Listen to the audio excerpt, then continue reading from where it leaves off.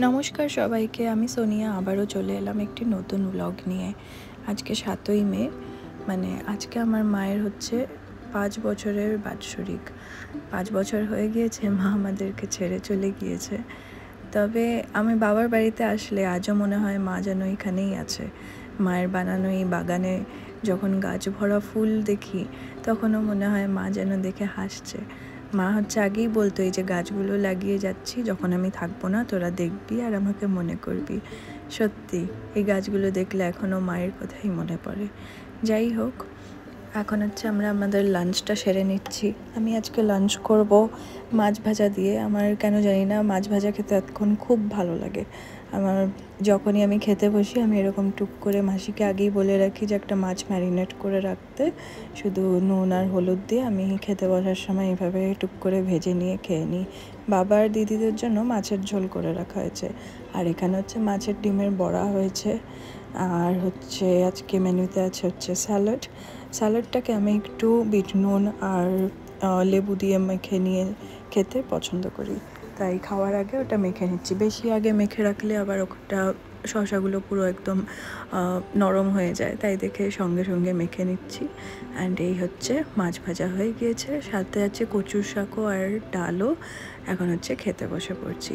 তাড়াতাড়ি আজকে লাঞ্চটা সেরে নিচ্ছি, কারণ আমি, দিদি আর বাবা একটা জায়গায় যাব।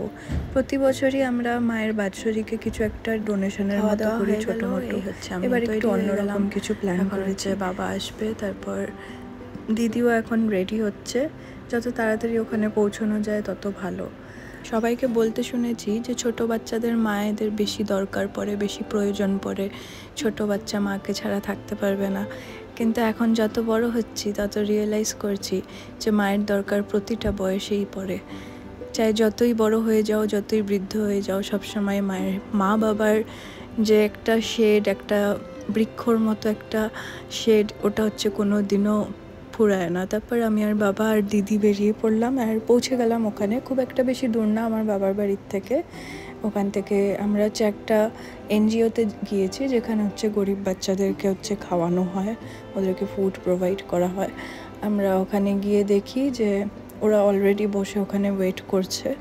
তখন বাজে এই 2:45 মতো আমরা যখন গিয়ে পৌঁছিয়েছি।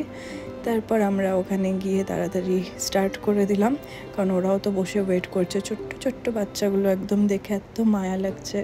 তারপরে সঙ্গে সঙ্গে হচ্ছে খাওয়া সার্ভ করা শুরু করলাম। আমি এদিকে ভাত দিচ্ছি, দিদি ডাল দিচ্ছে, বাবা হচ্ছে সবজি দিচ্ছে। যে আমরা কখনো বুঝি না যে আমরা কতটা প্রিভিলেজ, তারপর ওদেরকে দেখে আমরা বুঝতে পারি যে সত্যি আমরা কোনো দিনই সন্তুষ্ট হই না যতটা পেয়েছি, কিন্তু যেটুকু পেয়েছি ওটাতেই খুশি থাকা উচিত, আমাদের সন্তুষ্ট থাকা উচিত।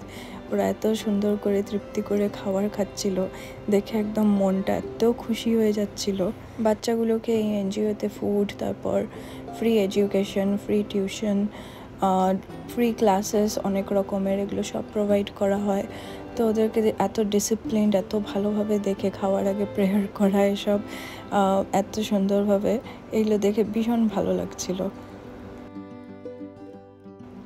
যে ওদেরকে সব খাবার সার্ভ করা হয়ে গিয়েছে, এখনও মেইন ডিশগুলো দেওয়া বাকি আছে, যেটা হচ্ছে চিকেন, তারপর হচ্ছে চাটনি, এসব জিনিস, ওগুলো হচ্ছে পরে দেওয়া হবে।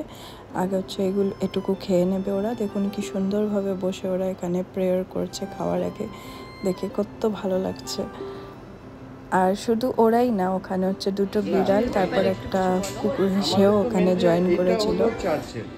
এখানে আম্পিকা দত্ত দাদা বলে আমাদের এক পাড়ার একজন দাদা আছে, ওনার রাজবংশী রিপ মিনিস্ট্রি উনি চালান। উনি এখানে টিউশনটা শুরু করেছিল, এটা 2015-তে এটা শুরু করেছিল উনি এখানে টিউশন পড়ানো বাচ্চাদেরকে। তো আমি তারপরে এই 3 বছর হলো আমি এখানে বাচ্চাদের ব্যাপারিকটা আমার শক্তিগড়। এই এনজিওটা হচ্ছে কাওয়াখালীতে। আপনাদের যদি কোনো রকম ডিটেলস চান, বা আপনারাও যদি এরকম কিছু যোগদান দিতে চান এই গরিব বাচ্চাদের জন্য, ওদেরকে ফুড প্রোভাইড করতে চান, ক্লোথস প্রোভাইড করতে চান, তাহলে আমি নিচে হচ্ছে এখানের পেজ হচ্ছে আমি মেনশন করে দেবো, অ্যান্ড এই দাদাটার ফোন নাম্বারও দিয়ে দেবো। তারপর আমরা আসার সময় এই চকলেটগুলো আমার বান্ধবী সুস্মিতা পাঠিয়েছিল ওদের জন্য, ওদেরকে চকলেট ডিস্ট্রিবিউট করে দিলাম। তারপর ওরা তো চকলেট পেয়ে আরও খুশি। তারপর আমরা ওখান থেকে চলে আসলাম। ফটোগ্রাফসও ক্লিক করেছি আমরা। বাচ্চাগুলো এত ওয়েল ডিসিপ্লিন। তারপর ওখান থেকে বেরোনোর সময় আমাদেরকে খুব সুন্দর করে গুড বাই বলেছে, তারপর আবার যেতে বলেছে। অবশ্য আমরা নিশ্চয়ই আবার নেক্সট কোনো ইভেন্ট থাকলে নিশ্চয়ই যাব।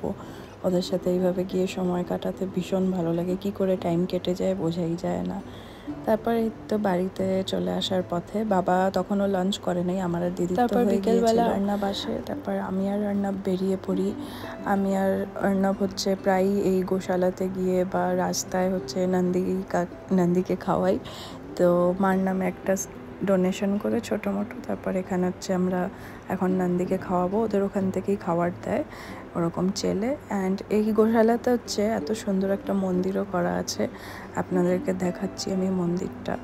এখানে হচ্ছে শিবলিঙ্গ আছে, তারপর হচ্ছে হনুমানজি আছে, তারপর এখানে জয় মাতা দি আছে, এরকম অনেকগুলো প্রতিমা আছে। এত সুন্দর লাগে, এত পরিষ্কার পরিচ্ছন্ন, দেখে এত পজিটিভ একটা ভাইব আসে।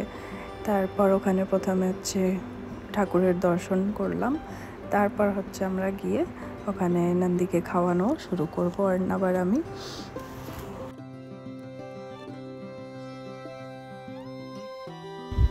এই হচ্ছে ওরা নন্দীকে খাওয়ানোর জন্য খাবার দিয়ে দিয়েছে। এটা হচ্ছে গুড় আর ভুষা, যেটা ওদের খেতে খুব পছন্দ করে, এটি ওদের ফেভারিট। এখন হচ্ছে আমরা কি স্টার্ট করছি। ওখানে হচ্ছে আরও অনেক গরু আছে, আমরা এই সেকশনটাতে গিয়েছি, বাট পেছন দিকে আরও অনেক প্রচুর নন্দী আছে ওখানে। এই যে অর্ণব এখানে স্টার্ট করলো খাওয়ানো। আমার প্রথম একটু ভয় লাগে, তারপর যখন অর্ণব দেওয়া শুরু করে তারপর আমি সাহস পাই, তারপর আমি দেওয়া স্টার্ট।